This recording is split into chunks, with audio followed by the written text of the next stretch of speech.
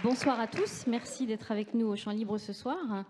Depuis le début de cette saison, avec Olivier Rollin, nous avons voyagé, découvert ou redécouvert certains de nos grands auteurs, avec Mathias Sénard, avec Olivier Rollin lui-même, avec André Wilms, ce soir avec Alain Finkielkraut, que je remercie d'avoir accepté l'invitation d'Olivier Rollin. Nous avons lu ou relu Victor Hugo, Alexandre Dumas, Homère.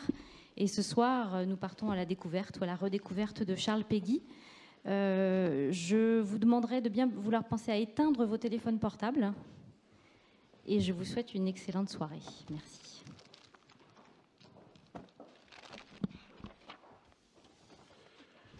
Bonsoir.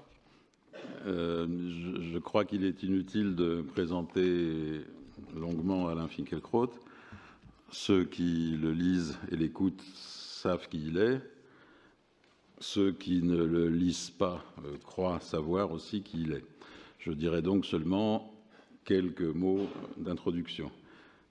À travers ses livres et aussi son émission sur France Culture, Réplique, il se fait l'analyste critique et passionné et polémiste des fétiches contemporains.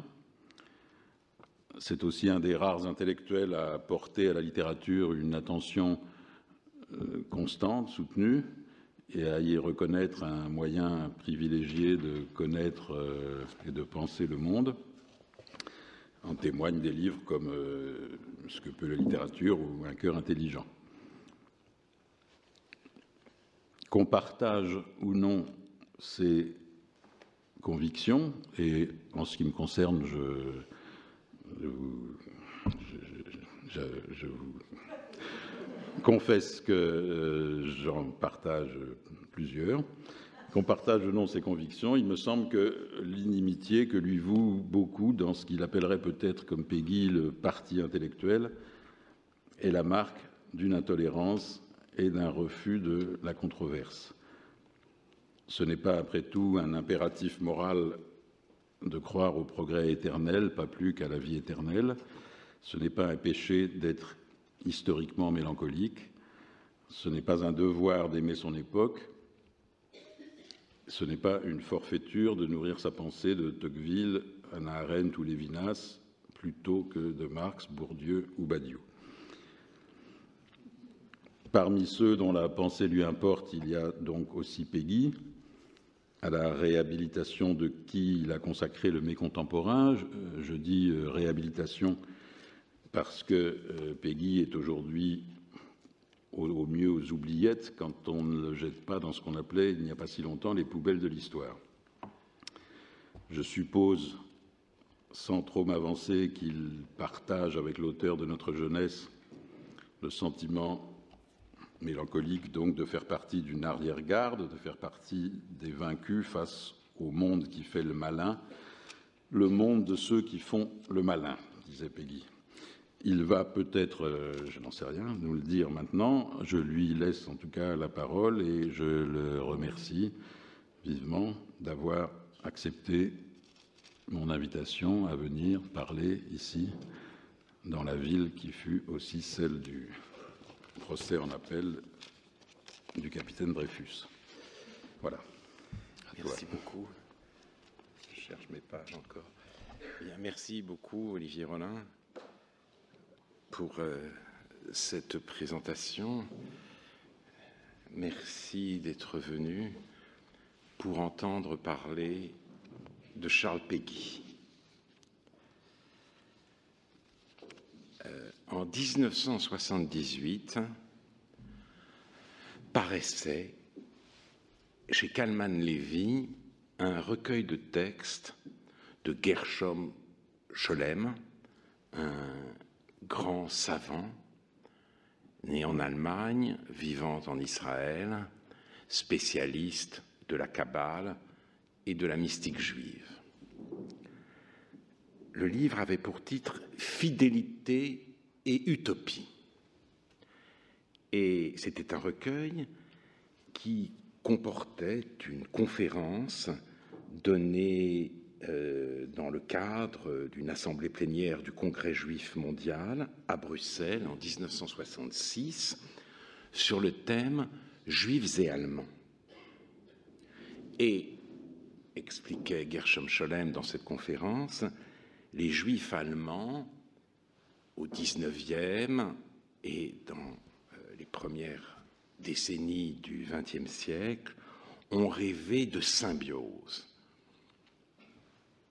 C'étaient des admirateurs éperdus de la culture allemande, de sa philosophie, de sa littérature, de sa poésie, de sa musique.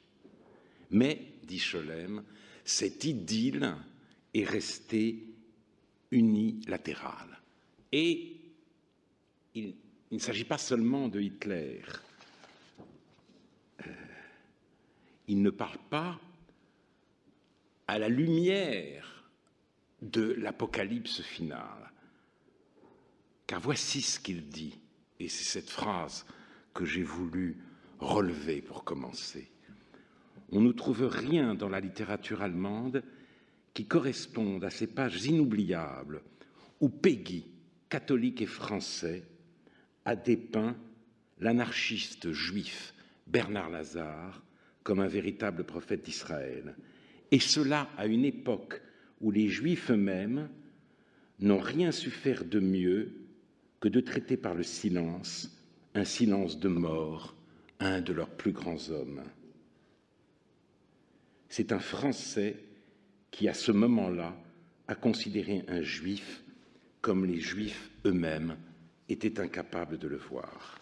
Rien donc de tel, rien de comparable dans la culture germanique. Cela n'est pas arrivé. En 1981, soit 3 ans après la parution en France de ce recueil de Gershom Scholem, paraissait l'idéologie française.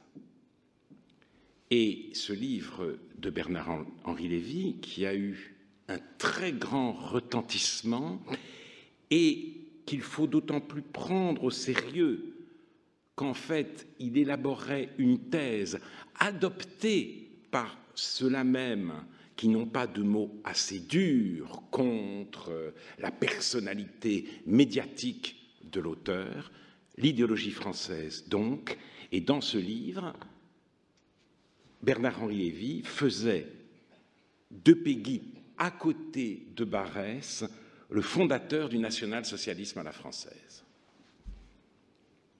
Et d'ailleurs, un historien israélien aussi, très sérieux, et donc regardé dans l'intelligentsia sans la moindre condescendance, disait dans la haine féroce du socialisme démocratique et libéral, devenu partie intégrante de l'ordre établi, le directeur d'Avanti, en l'occurrence Mussolini, et l'auteur de Notre jeunesse se révèlent des alliés naturels. Et il s'agit d'un livre sur les origines du fascisme. Ce qui rendait possible un discours aussi violent, c'est d'abord, bien sûr, la récupération dont Péguy a été l'objet entre 1940 et 1944 par le régime de Pétain. Bernanos a protesté en des termes magnifiques contre ce qu'il appelait précisément l'annexion du plus héroïque de tous les Français depuis Corneille au parti de la déroute, à l'abject mystique de l'expiation par le déshonneur. Et en effet, rien n'est plus éloigné de ce qu'a écrit Péguy jusqu'à la fin de sa vie, et surtout à la fin de sa vie, dans sa période patriotique et chrétienne, que le « Vive la paix honteuse » de Jean Cocteau en 1938, ou bien que cette adhésion à l'esprit de Munich chez Jean Giono, disant que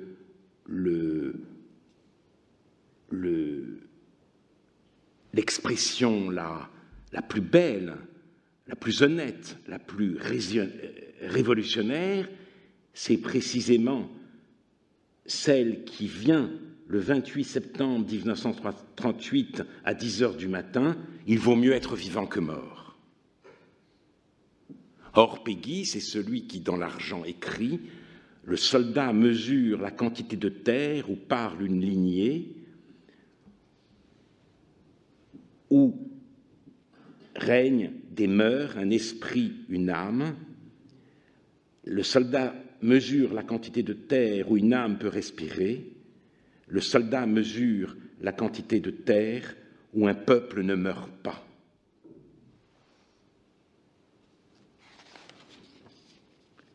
Et il a aussi cette phrase « En temps de guerre, celui qui ne se rend pas est mon homme, quel qu'il soit, d'où qu'il vienne, et quel que soit son parti. Il ne se rend point, c'est tout ce qu'on lui demande. Et celui qui se rend est mon ennemi, quel qu'il soit, d'où qu'il vienne, et quel que soit son parti. » Ce qui fait que tout naturellement, les premiers résistants ont publié dans leurs tracts des extraits de Péguy, et notamment celui-ci. C'est aller au-devant de la défaite, c'est vouloir délibérément la défaite et la capitulation que de mettre et de laisser en place au plus haut poste de commandement, aux plus hautes situations de gouvernement, les hommes qui ont dans la moelle le goût et l'instinct et l'habitude invétérée de la défaite et de la capitulation.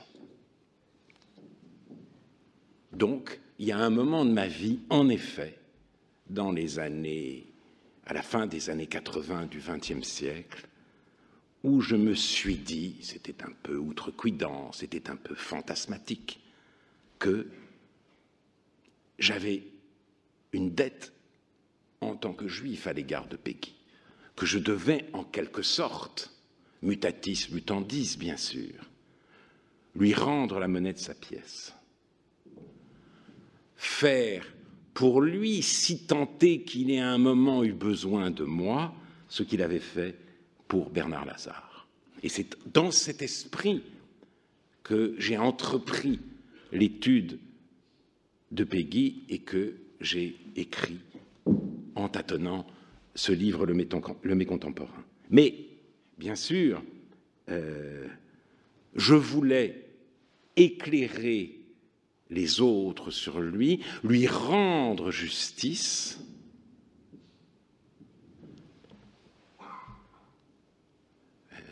faire appel de cette terrifiante condamnation, mais très vite j'ai compris que j'allais être éclairé par lui. Et depuis lors, en effet, il ne cesse de m'accompagner parce que le miracle de cette œuvre, c'est que, travaillant, comme il le dit lui-même, dans les misères du présent, elle a beaucoup de choses à nous apprendre sur notre présent. Et c'est tout à fait singulier.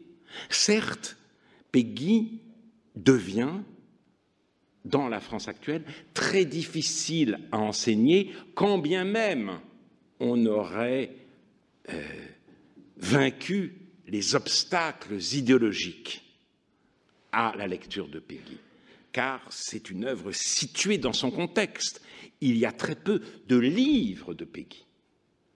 Il s'est attaché à un travail collectif, pour le coup, tout à fait extraordinaire, les cahiers de la quinzaine. Tous les 15 jours, d'ailleurs, j'en ai un ici, et je vous citerai un extrait, ce n'est pas de lui, mais on en trouve encore de temps en temps, comme ça. Et je lis 10e cahier de la quinzaine, Daniel Halévy, Apologie pour notre passé, cahier de la quinzaine, périodique paraissant tous les 2 dimanches, Paris, 8 rue de la Sorbonne, au rez-de-chaussée. Voilà, c'était cela l'univers de Péguy. Et donc, il écrivait lui-même dans les cahiers de la quinzaine, réagissant à l'événement. C'était un journaliste. Et son œuvre aurait pu être enfouie dans cette actualité dont il ne cessait de parler. Or, cette actualité, en même temps qu'il l'explore, il la transcende. Mais bien sûr, lire du Péguy à des élèves de l'enseignement secondaire aujourd'hui se révèle, et peut-être même supérieur, se révèle une tâche très difficile, et Dieu sait si c'est dommage, mais il nous annonce admirablement ce qu'il en est précisément de l'enseignement aujourd'hui. Péguy m'accompagne. Eh bien, voici les dernières lignes d'un des premiers cahiers de Jean Coste, les premiers, 1902. Donc, c'est encore le Péguy socialiste, puisqu'il y a 3 périodes, Péguy socialiste, Péguy patriote, Péguy chrétien, et bien sûr,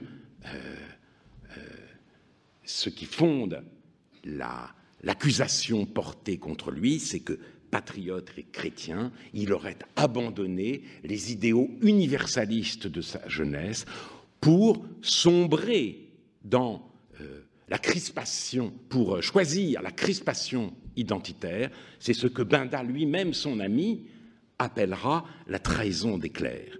En rangeant Péguy, en 1927, parmi les clercs qui auraient trahi. 1902, c'est encore, dit-on, le Péguy de la bonne période. Mais c'est le Péguy de la mauvaise qui avait inspiré les premiers tracts de la résistance. Donc, on le voit tout de suite, les choses ne sont pas si simples. Et notre jeunesse, Manifeste Dreyfusard, est un livre de 1911. Donc, normalement, ce devrait être écrit par le mauvais Péguy. Et c'est encore lui, pourtant. Voilà, c'est lui qui reste Dreyfusard. Mais, avant notre jeunesse, de Jean Coste. Il ne faut pas que l'instituteur soit dans la commune le représentant du gouvernement. Il convient qu'il y soit le représentant de l'humanité. Ce n'est pas un président du Conseil. Si considérable que soit un président du Conseil, ce n'est pas une majorité qu'il faut que l'instituteur dans la commune représente. Il est le représentant né de personnages moins transitoires. Il est le seul et l'inestimable représentant des poètes et des artistes, des philosophes et des savants, des hommes qui ont fait et qui maintiennent l'humanité. Il doit assurer la représentation de la culture. C'est pour cela qu'il ne peut pas assurer la représentation de la politique, parce qu'il ne peut pas cumuler les 2 représentations. Voici soudain une définition extraordinaire de la laïcité. On dit la laïcité, c'est l'opposition du temporel et du spirituel. Non, dit Péguy.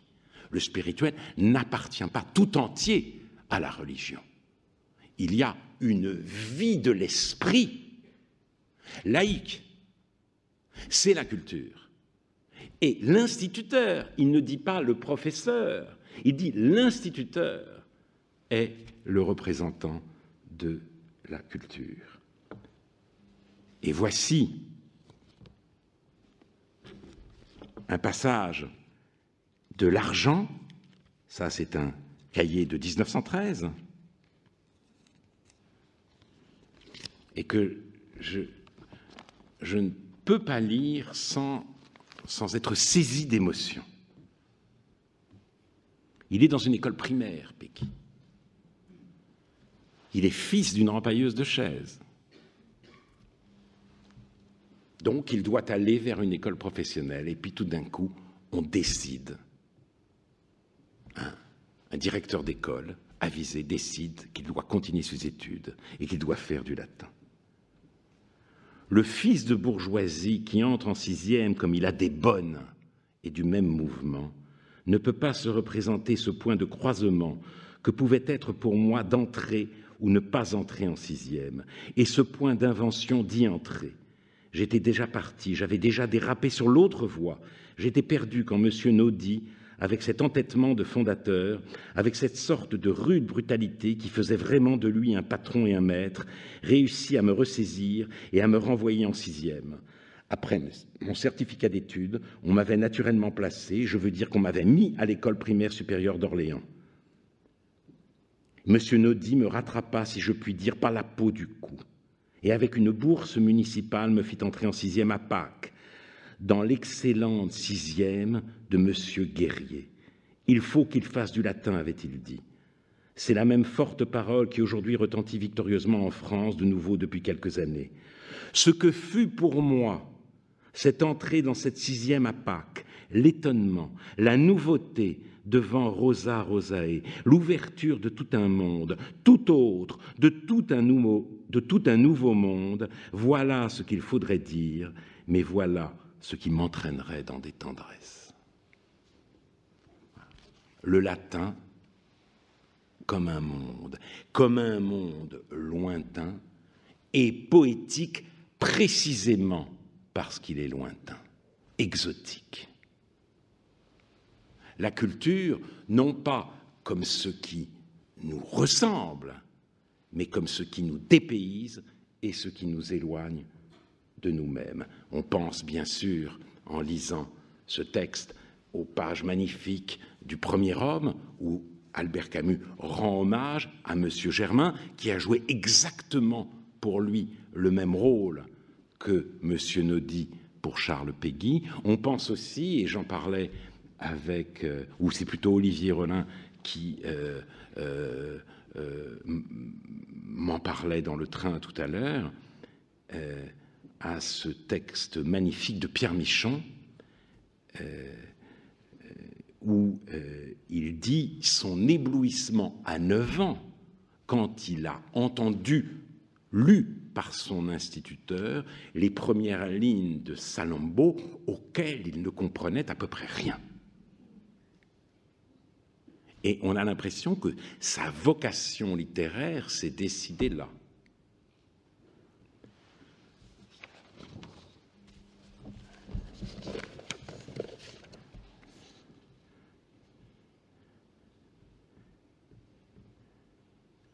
Mais que s'est-il passé depuis lors? Que s'est-il passé depuis lors? Eh bien, il s'est passé que la France a pris conscience de l'existence des héritiers, de ceux, évidemment, qui entraient en 6e comme ils avaient des bonnes et du même mouvement, et de ceux donc qui bénéficiaient d'un avantage culturel, de ceux qui étaient favorisés. Et il est vrai que Péguy, Camus, Michon aussi, sont des exceptions. Pour faire de bonnes études, il vaut mieux avoir des parents qui ont fait de bonnes études, ou en tout cas qui ont un attachement très fort à la culture, ce qui n'était pas le cas des parents de Camus.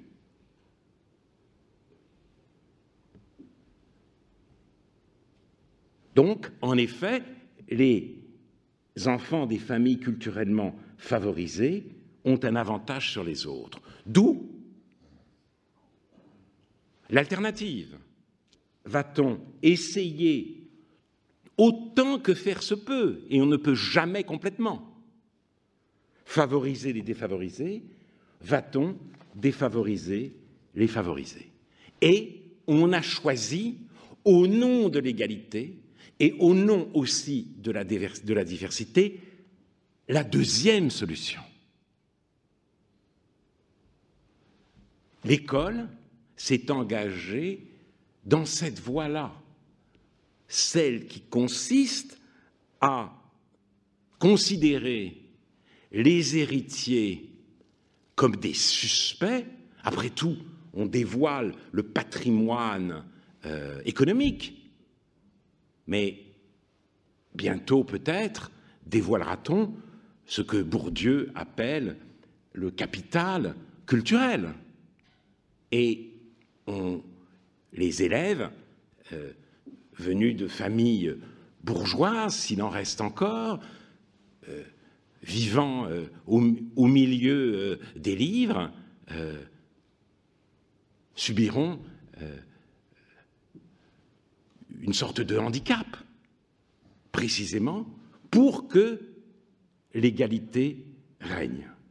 En tout cas, cette orientation a été prise et personne aujourd'hui n'oserait dire que l'instituteur est à l'école le représentant de la culture. Personne n'oserait formuler cette définition-là de la laïcité. Il se couvrirait de ridicule et il aurait contre lui immédiatement les fédérations de parents d'élèves. Donc Péguy nous parle de nous précisément parce qu'il témoigne d'un monde qui n'est plus. Et ce monde, c'est comme si il en avait anticipé la disparition, notamment dans notre jeunesse. J'y viens petit à petit. Notre jeunesse, 1910. Parce que notre jeunesse, qui est un cahier aussi, comme les autres, et donc il n'est pas du tout un livre construit. Péguy ne fait pas œuvre. C'est ça qui est tout à fait extraordinaire. Et une œuvre gigantesque est née de cette sorte de fébrilité continuelle. Donc, il reçoit les archives d'une famille républicaine. Il se décide à les publier. Et notre jeunesse doit accompagner cette publication. Donc, il commence par parler de cette famille Millet, famille républicaine, famille même fouriériste. Et il dit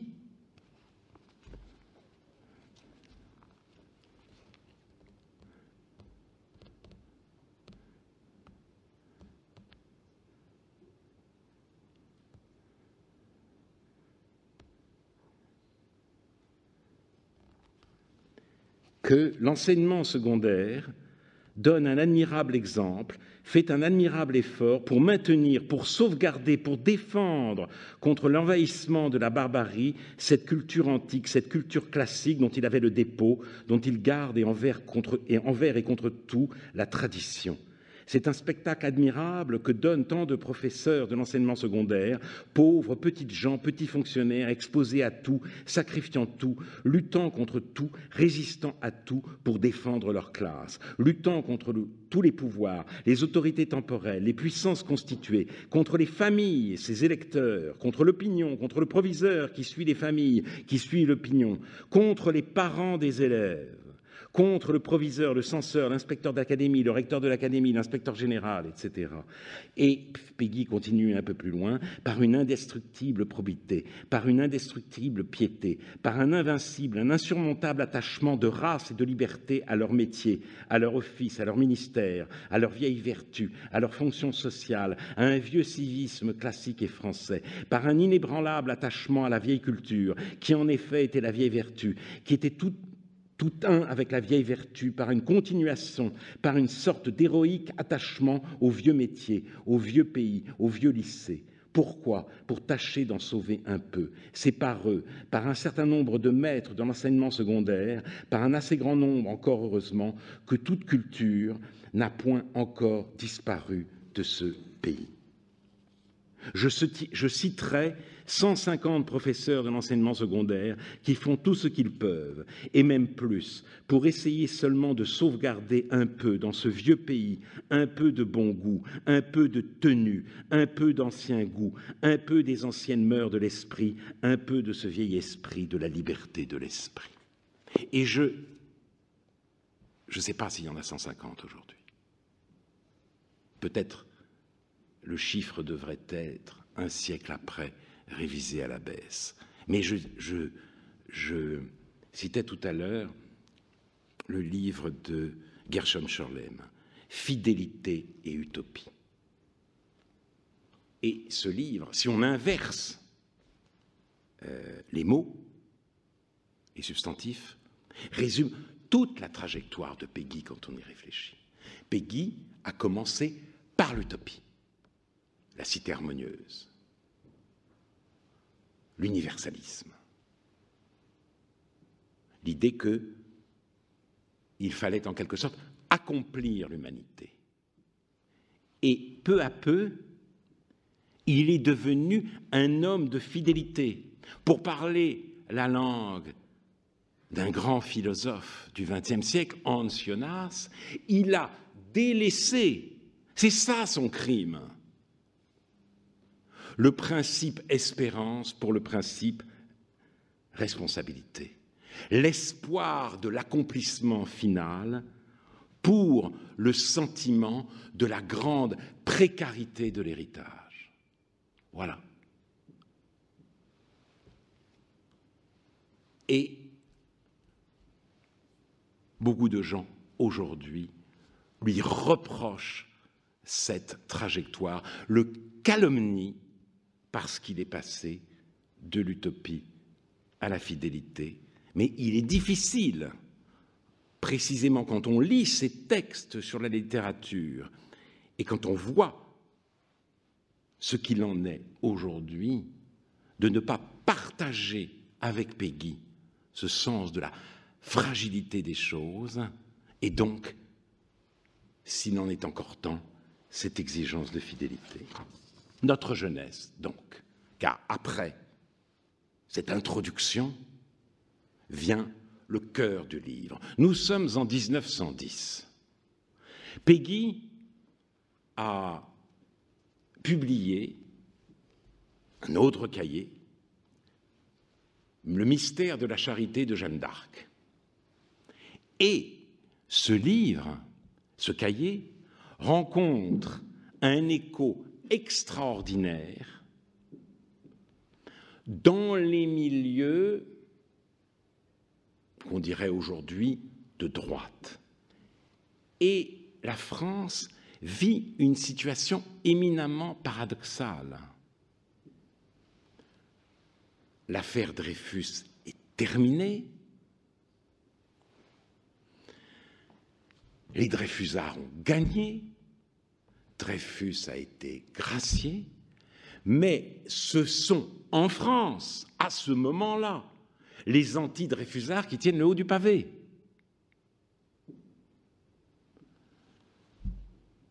Ce sont eux qui font la pluie et le beau temps. Ils sont ultra-majoritaires à l'Académie française. Le grand intellectuel de ce temps, c'est Barrès. Et son engagement anti-Dreyfusard n'a absolument pas abîmé son image, même si, judiciairement, il a perdu la partie. Et donc, les gens de l'Action française applaudissent Péguy et voient dans ce livre, Le mystère de la charité de Jeanne d'Arc, quelque chose comme les confessions, voire l'acte de repentance d'un ancien Dreyfusard. Et on fait miroiter à Péguy toutes sortes de possibilités. L'Académie française, avant 4 ans, lui dit Barrès, et un prix de l'Académie française dont il a bien besoin, parce que Péguy est pauvre, parce qu'il a englouti tout son argent, qui est en fait l'argent de sa femme, dans cette entreprise extrêmement risquée des cahiers de la quinzaine. Et donc, il a du mal à joindre les deux bouts. Or, voici qu'au milieu de tout ça, celui que les nationalistes, dont je répète qu'ils sont majoritaires à l'époque, s'apprêtent à accueillir à bras ouverts, ne trouve rien de mieux à faire que de publier Notre jeunesse avec cette déclaration superbe. On peut publier demain nos œuvres complètes. Non seulement il n'y a pas une virgule que nous ayons à désavouer, mais il n'y a pas une virgule dont nous n'ayons à nous glorifier. Nous n'avons rien à regretter, mais nous n'avons rien fait dont nous n'ayons à nous glorifier, dit Péguy. Alors tous les extraits que je vous ai lus témoignent déjà du style, et il faut que j'en dise un tout petit mot, de Péguy, un style tout à fait singulier, un style sans pareil et sans précédent. Le bien écrire en France implique une sorte de chasse à la répétition. Et quand un auteur étranger introduit des répétitions dans son texte, elles sont souvent supprimées par le traducteur. C'est le malheur qui est arrivé à Milan Kundera quand il a publié en France La plaisanterie. Kundera pratique la répétition, pas de la même manière que Péguy, mais il a des mots-thèmes, des leitmotifs, et il ne pouvait pas y avoir de leitmotiv. Le leitmotiv était remplacé par le synonyme. Et on a l'habitude de faire ça. Mais alors, dans le journalisme, ça donne des résultats ridicules, mais révélateurs de cette espèce d'obsession française. Marseille, c'est la cité phocéenne, pour ne pas dire Marseille 2 fois dans un texte.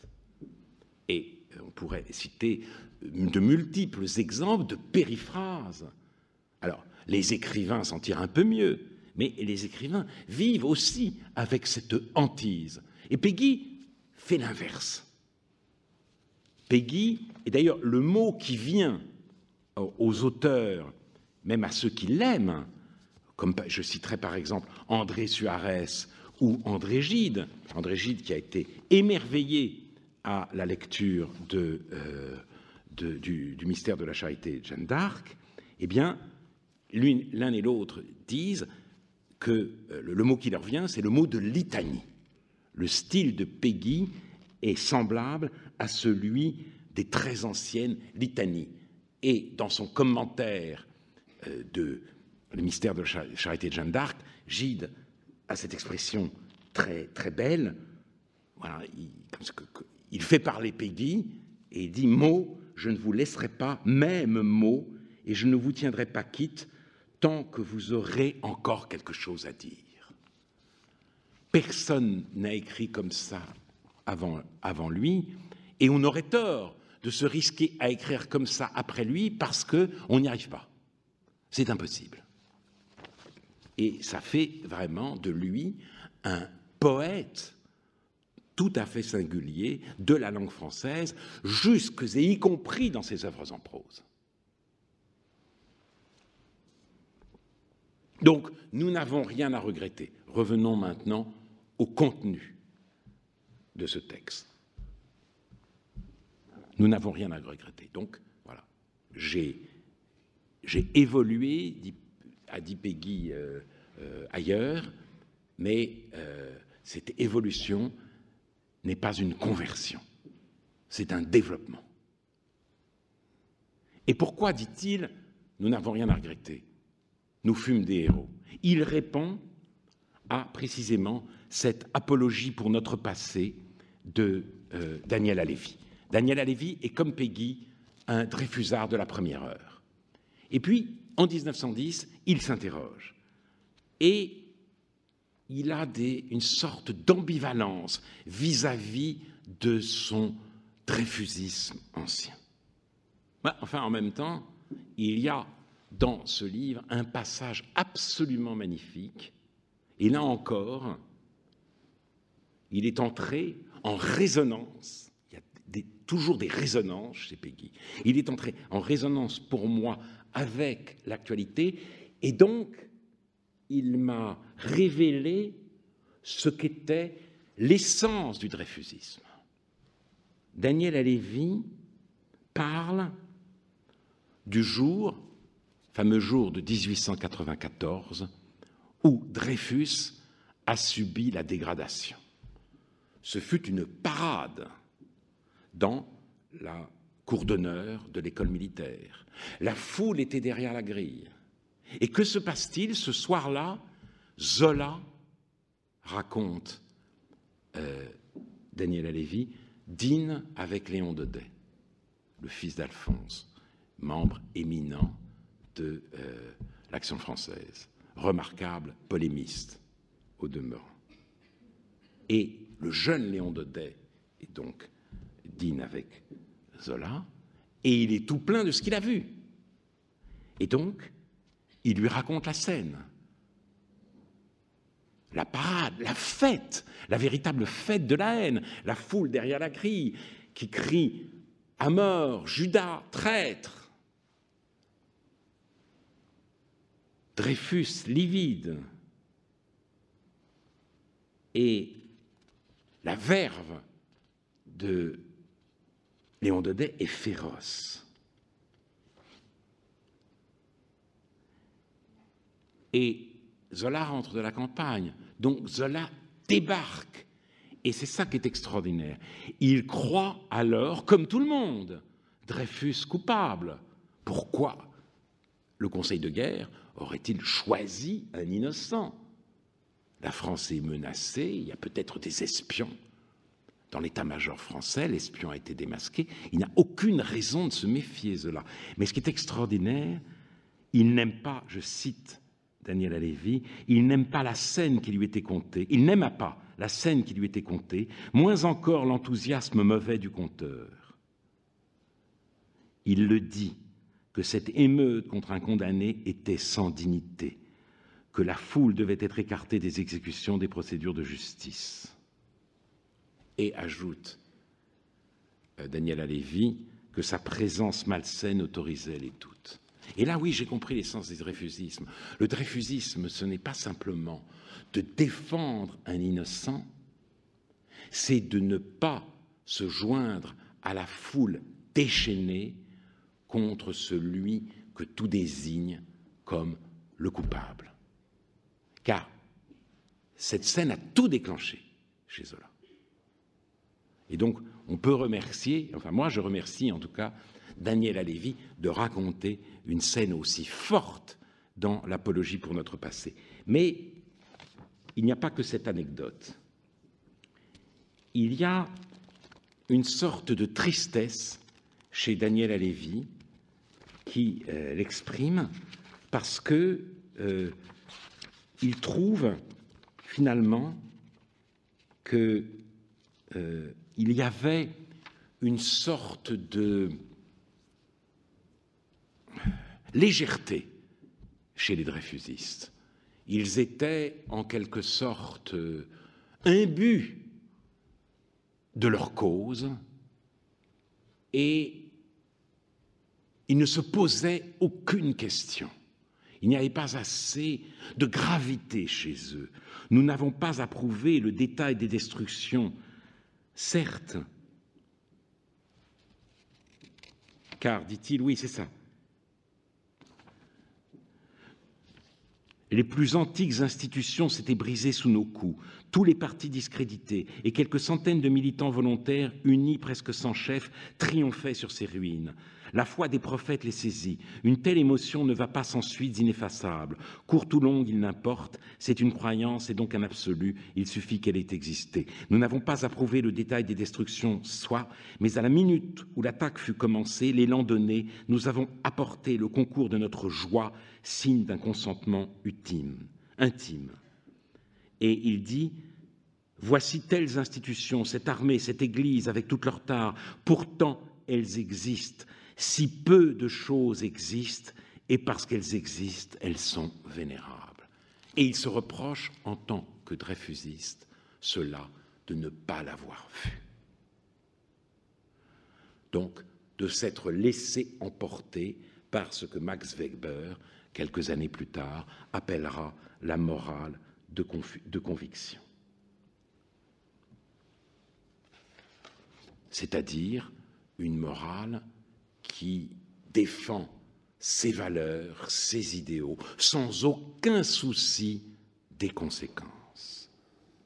Or, Péguy semble tout à la fois donner raison et donner tort à Daniel Halévy. Il dit « Je n'aime pas ce ton de pénitent, je n'ai honte de rien, nous fûmes des héros ». Et il ajoute une des phrases les plus célèbres de notre jeunesse, « Tout ce qui commence en mystique se dégrade en politique ». Nous avons été les héros de la période mystique de l'affaire Dreyfus. Après, il y a eu toutes sortes de combinaisons, mais vive la mystique. Alors on peut se dire, bah oui, qu'est-ce qu'il appelle mystique, sinon précisément la morale de conviction selon Max Weber. Une âme enchantée de sa propre distinction et qui ne veut qu'affirmer des valeurs. Fiat justitia pereat mundus.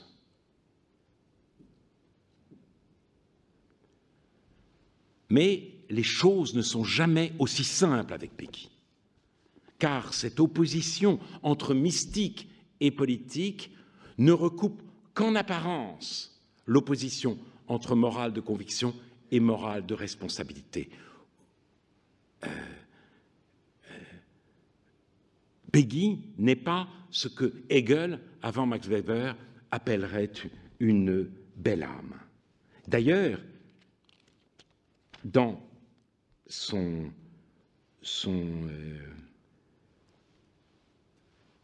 Clio, le dialogue de l'histoire et de l'âme charnelle, Peggy écrit que il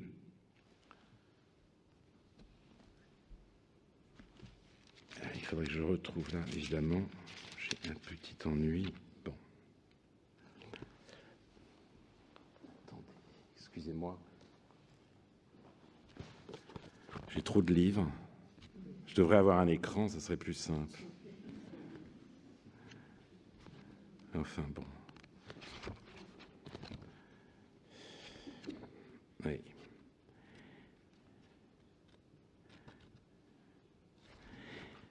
Oui, je dis...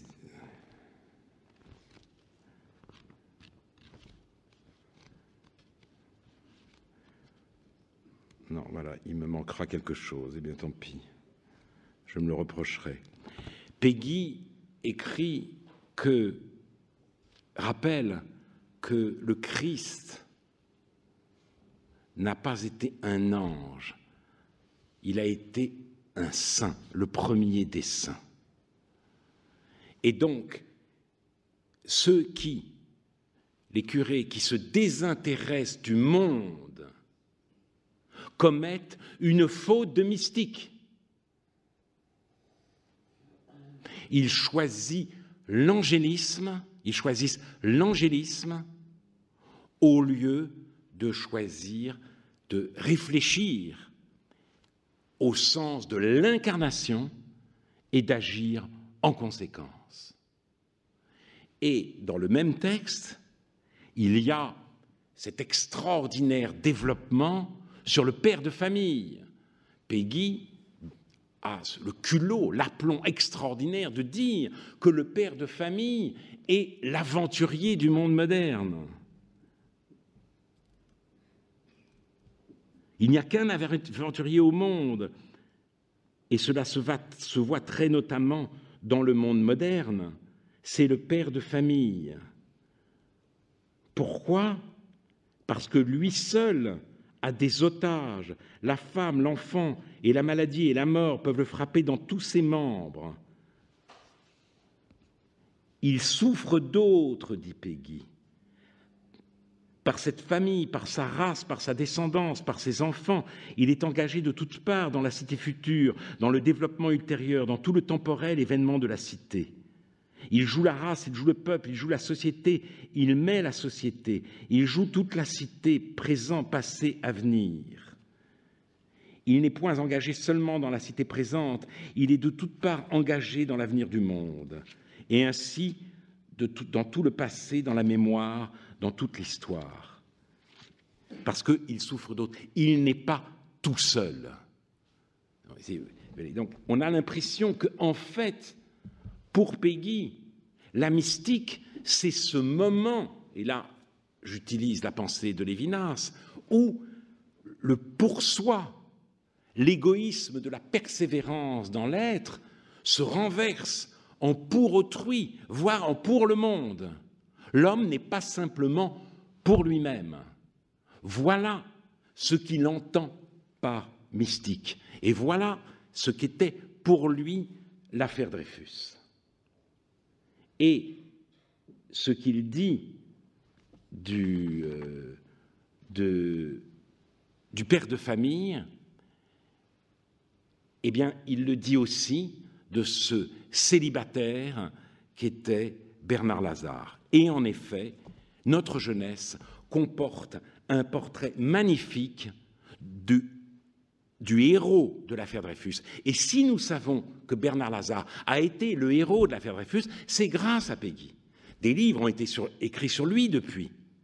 Mais à l'époque, il avait été écarté. C'était un poète anarchiste qui avait publié une des premières brochures prenant fait et cause pour Dreyfus, mais voilà, il était anarchiste d'abord, et ensuite il était juif. Et les Dreyfusards ont pensé qu'il ne fallait pas mettre ce nom en avant pour bien montrer que c'était une affaire de justice et non de solidarité tribale. Il s'est donc laissé écarter, déposséder. Lui-même qui avait connu une évolution extraordinaire dans son premier livre, L'antisémitisme, ses origines et ses causes, Bernard Lazare accuse les Juifs d'être responsables de la haine suscitée dans les nations. C'est bien pourquoi, d'ailleurs, des petites officines, des petites sectes négationnistes ont republié ce livre-là de Bernard Lazare. Mais, frappé par la montée de l'antisémitisme, il a changé jusqu'à ces fragments testamentaires du fumier de Job, et au moment de l'affaire Dreyfus, il est totalement engagé, il est même devenu lui-même nationaliste et sioniste. Mais sans Péguy, tout cela, nous l'ignorions.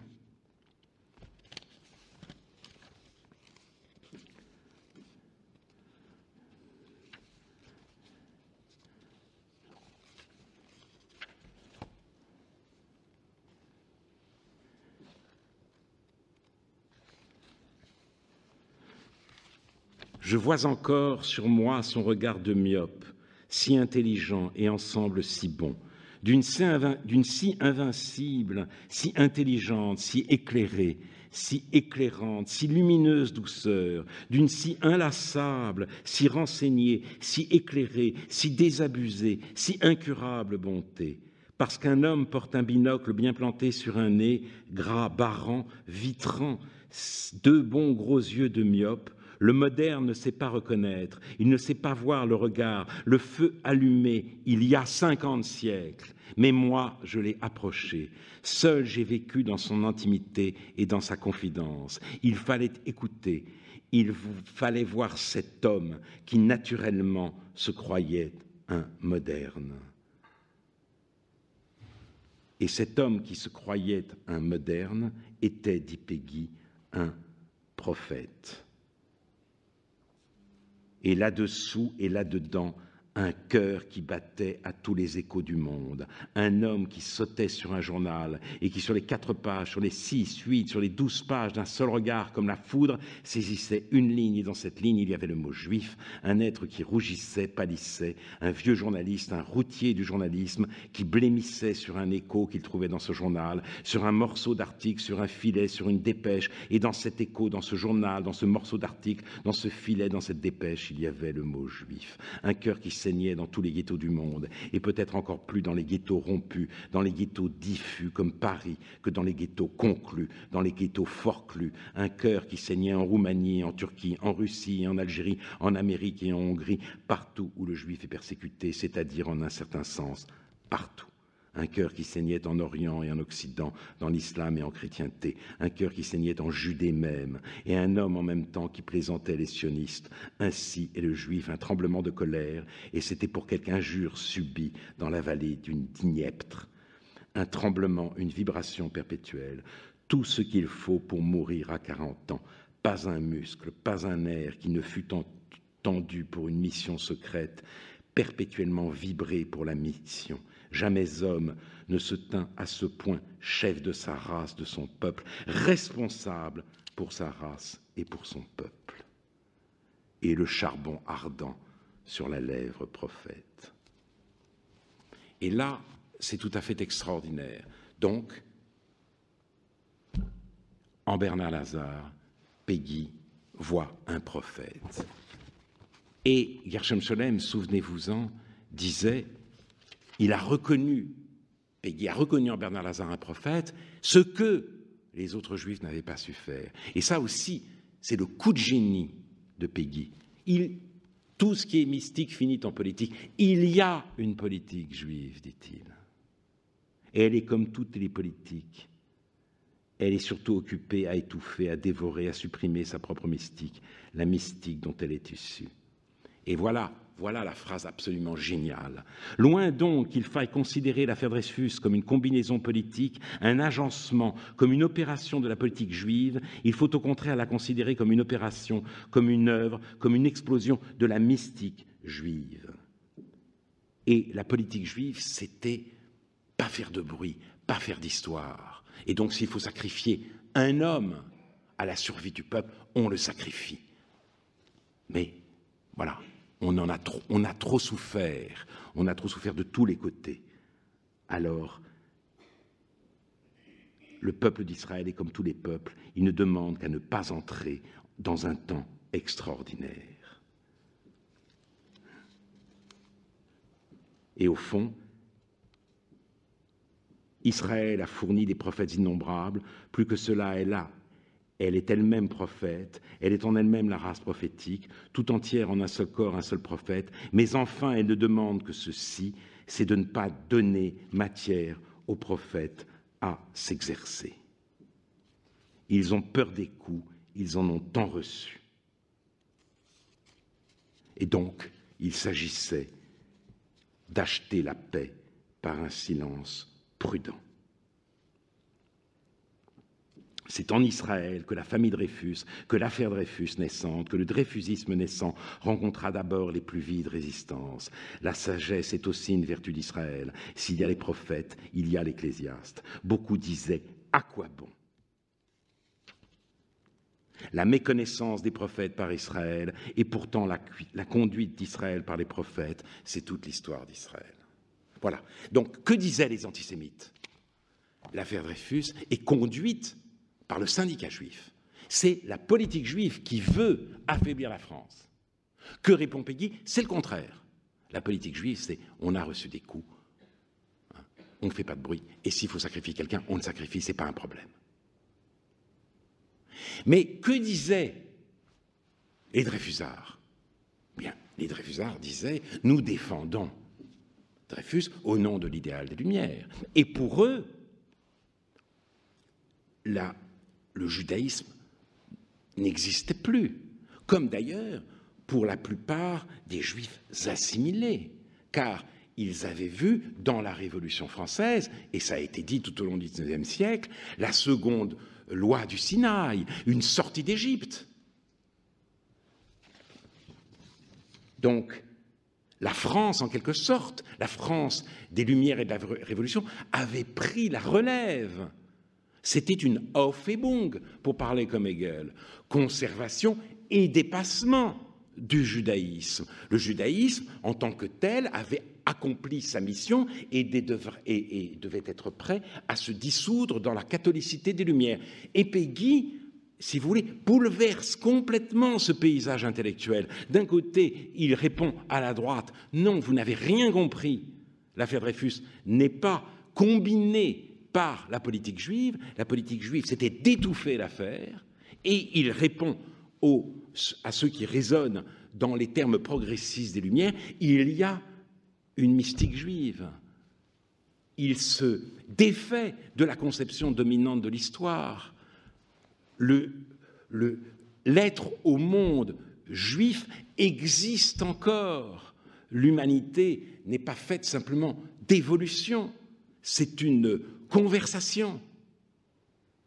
Et dans cette pluralité,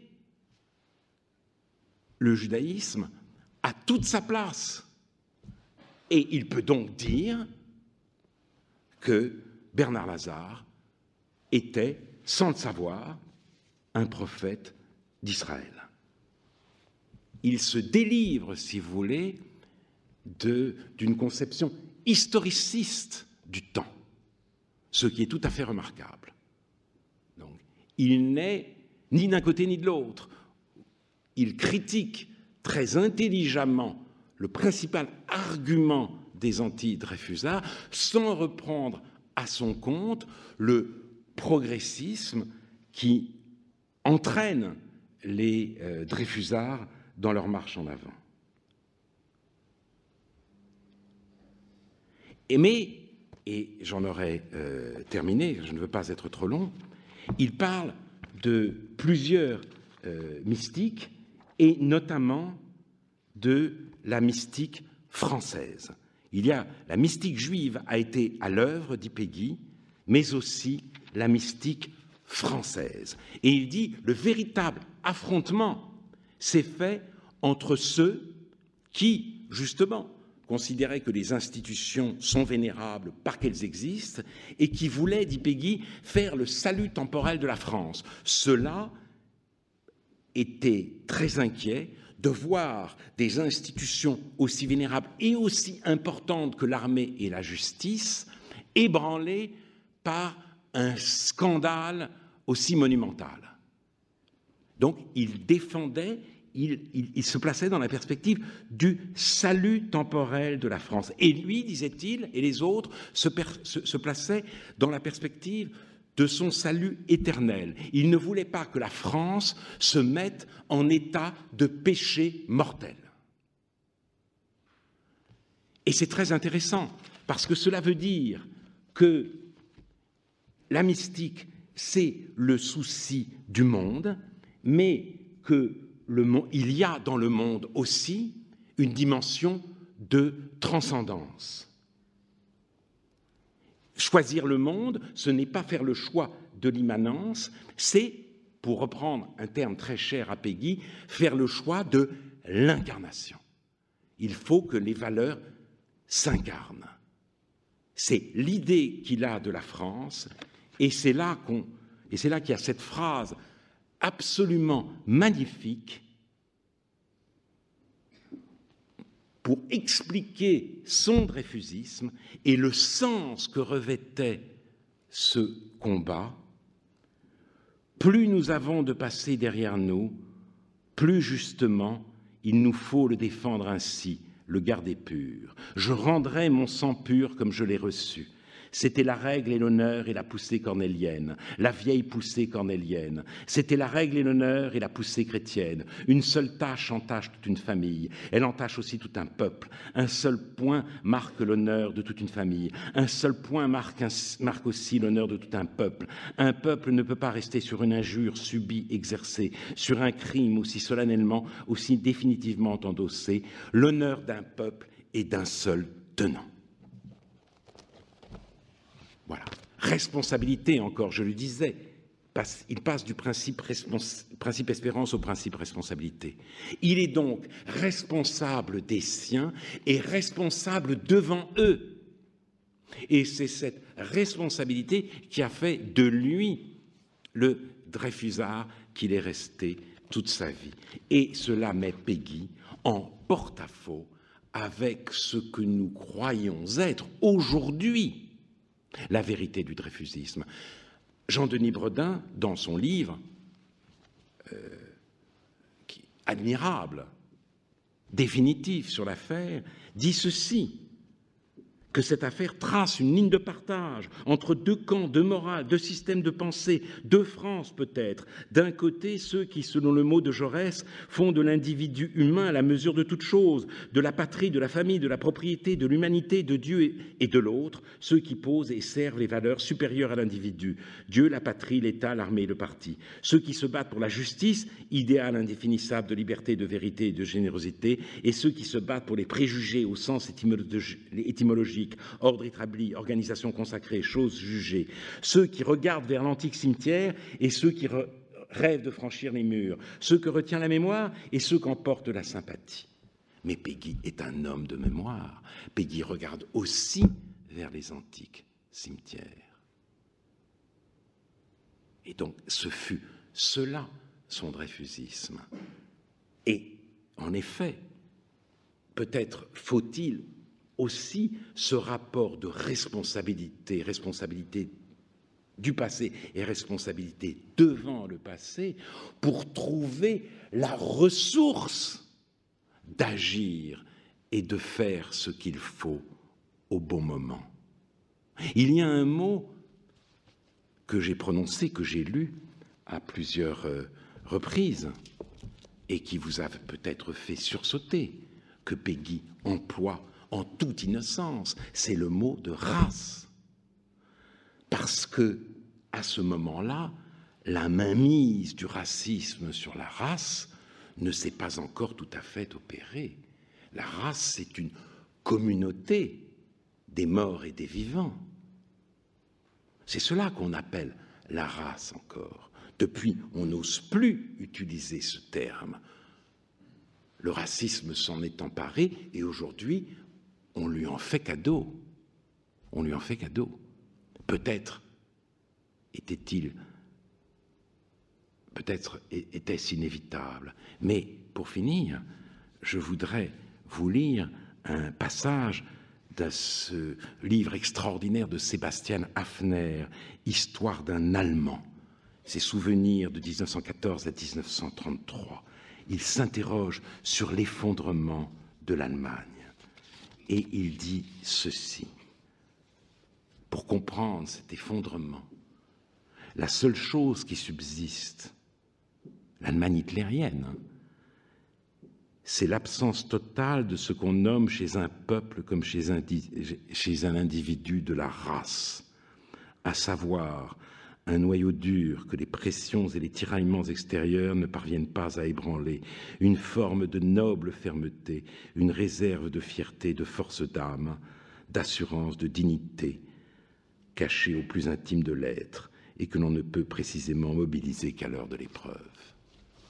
Et on la mobilise peut-être parce que noblesse oblige, parce qu'il y a ce passé qu'il faut garder pur, parce qu'on doit répondre de ce qu'on fait devant notamment ceux qui nous ont précédés. Et je pense, pour finir, à ce texte tout à fait singulier, à la fin de la conversation de Raymond Aron avec Dominique Volton et Jean-Louis Missica, le spectateur engagé. La conscience juive m'a été imposée, pour ainsi dire, par Hitler, les événements. Aujourd'hui, je justifie en quelque sorte mon attachement au judaïsme par la fidélité à mes racines. Si par extraordinaire je devais apparaître devant mon grand-père qui vivait à Rambervillers, encore fidèle à la tradition, je voudrais devant lui ne pas avoir honte. Je voudrais lui donner le sentiment que, n'étant plus juif comme il l'était, je suis resté d'une certaine manière fidèle. Ne pas avoir honte, c'est très exactement ce que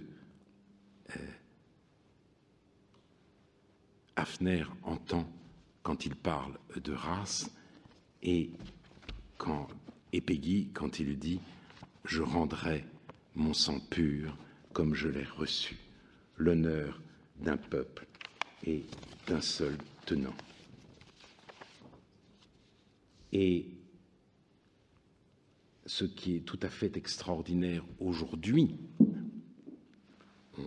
on doit prendre acte en effet de la disqualification définitive du mot race par le racisme, mais un événement se produit qui est, si vous voulez, le triomphe des prénoms. Et le prénom pour l'individu, c'est précisément ce qui commence avec lui-même. Appeler les gens par leur prénom, c'est nier leur hérédité, c'est nier aussi leur héritage. Et l'ère des prénoms marque ce refus de l'héritage. Ce refus de l'héritage. Péguy, attaché, fidèle à l'héritage parce qu'il est précaire. Et ce refus de l'héritage a peut-être quelque chose d'inquiétant, car ce passé, comme Péguy l'a montré dans notre jeunesse, ce rapport au passé, rendre mon sang pur comme je l'ai reçu, est une ressource. Et quelle ressource reste-t-il à l'individu réduit à lui-même, à l'individu qui commence par lui-même? C'est une question qu'on peut se poser et notamment une fois terminée la lecture de Péguy, parce que Péguy nous contraint à regarder notre monde autrement. Voilà, je vous remercie.